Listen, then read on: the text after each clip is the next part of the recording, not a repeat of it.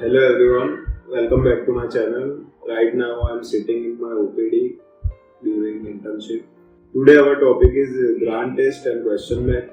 Especially I will explain to you how you can approach PYQs from actually मैंने मेरो लिया था अपने टाइम पे specially for questions and grand test because मेरो के जो ग्रांट टेस्ट है वो एक्चुअली सिमिलर टू एग्जाम ही होते हैं पूरे के पूरे।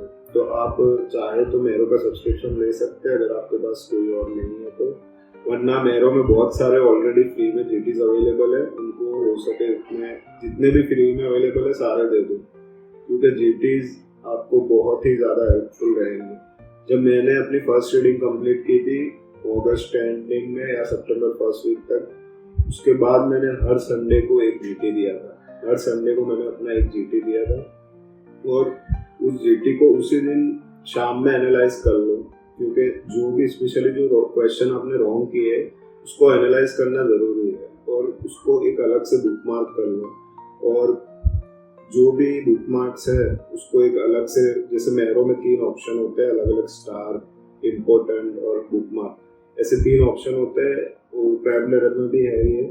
तो उन तीनों ऑप्शन में से किसी भी एक के अंदर स्पेशली जीटी का अलग से बनाओ फोल्डर।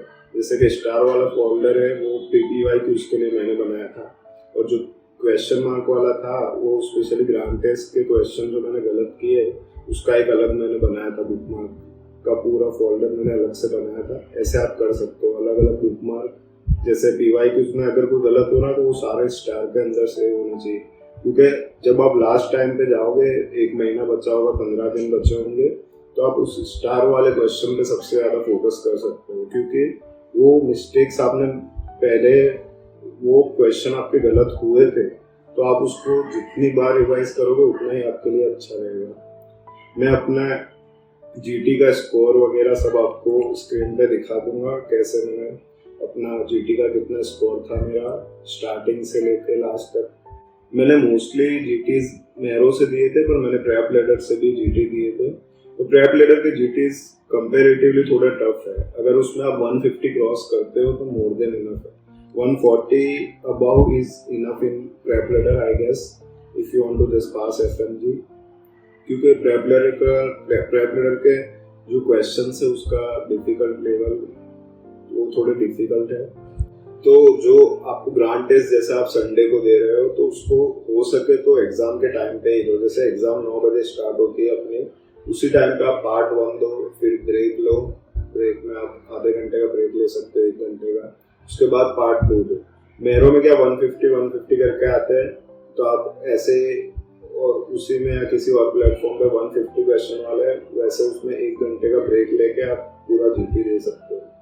जीटी के स्कोर की अगर हम बात करें तो आपने अगर फर्स्ट रिवीजन कंप्लीट किया है तो मेरो में मोस्टली 140-150 आपके इजीली क्रॉस हो जाना चाहिए।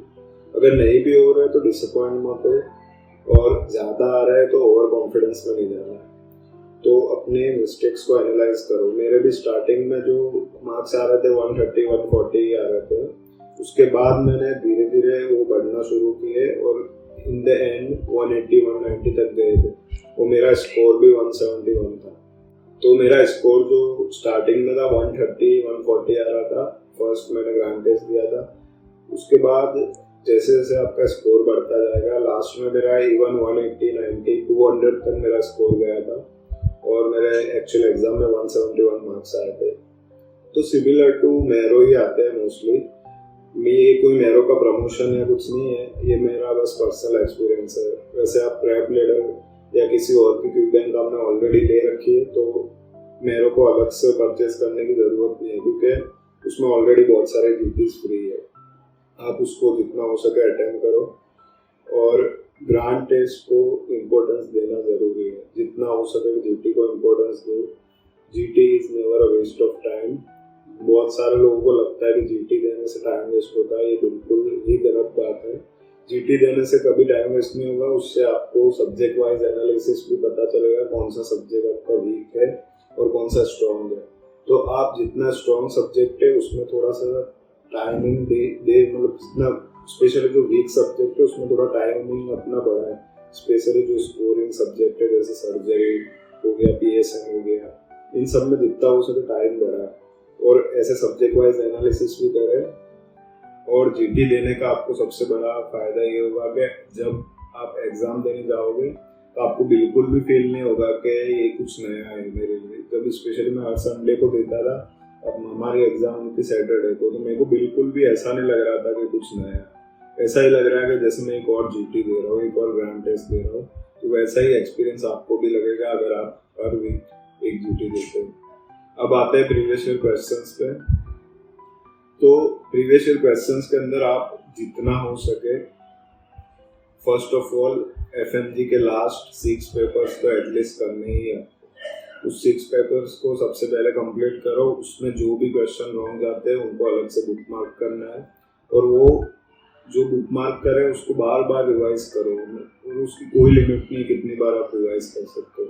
जो भी क्वेश्चन गलत होते हैं उनको बार बार रिवाइज करो, और लास्ट के 10 दिन एक हफ्ते के लिए आपको बुक मार्क को कम करते जाना है। लास्ट में जितने भी क्वेश्चन बुक मार्क वाले हैं, जैसे एग्जाम के एक दिन पहले भी उसको एक बार कर ले। तो पीवाईक्यूज का पूरा एक अलग बुक मार्क बनाओ, उसको बार बार रिपीट करते रहो। तो पहले आपको पीवाईक्यूज में एफएमजी के लास्ट 6 पेपर्स को कंप्लीट करना है, उसके बाद नीट पीजी के लास्ट 3 इयर्स के पेपर्स। तो टोटल आपके 6 एफएमजी के पेपर होंगे, उसमें 6 पेपर्स के आपके 1800 क्वेश्चन तो वही हो जाएंगे, और 600 क्वेश्चन आपके नीट पीजी के हो जाएंगे।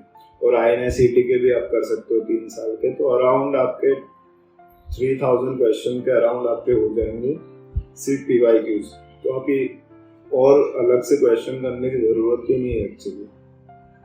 अलग से क्वेश्चन कर सकते हैं वो लोग जो 3rd, 4th, 5th ईयर में, जिनके पास टाइम है और प्रैक्टिस करने के लिए टाइम है, वो लोग एक्स्ट्रा क्वेश्चन करें। बाकी मैं सबको यही एडवाइस करूंगा, जितना हो सके पीवाईक्यूज पे फोकस करो, और जो भी क्वेश्चन गलत जा रहे हैं उसको पूरा टॉपिक पढ़ना है, सिर्फ क्वेश्चन के आंसर रटना नहीं। वो क्वेश्चन गलत हुआ तो उस टॉपिक को पूरा रिवाइज करना है कि क्या मैंने मिस्टेक की थी, क्यों ये मेरे को टॉपिक समझ नहीं आया है, क्या हुआ। तो जितना हो सके जितने भी क्वेश्चन गलत जा रहे हैं उसके टॉपिक्स को बार बार रिवाइज करें। तो ये थी जीटी और पीवाईक्यूज के लिए मेरी एडवाइस आपको। Both are most important thing to clear this exam. So आप ज़्यादा से ज़्यादा, अगर आप एफएमजी दे रहे हो, नीट पीजी दे रहे हो, दोनों के लिए ये दोनों पीवाईक्यूज और जीटीज इम्पोर्टेंट हैं, तो आप ऐसे अप्रोच कर सकते हैं। तो मैं अपना नेक्स्ट वीडियो सोच रहा हूँ कि मैंने सब्जेक्ट वाइज कौन कौन से फैकल्टी को चूज़ किया था, कौन से मेरा मेन सोर्स क्या था, उस पर पूरा डिटेल वीडियो बनाऊँ सब्जेक्ट वाइज। अगर आप ये वीडियो देखना चाहते हो तो प्लीज़ कमेंट डाउन बिलो, और आपको अगर कोई भी स्पेसिफिक क्वेश्चन हो तो आप कमेंट्स करो, और मेरे को इंस्टाग्राम पे भी कॉन्टैक्ट कर सकते हैं। Thank you.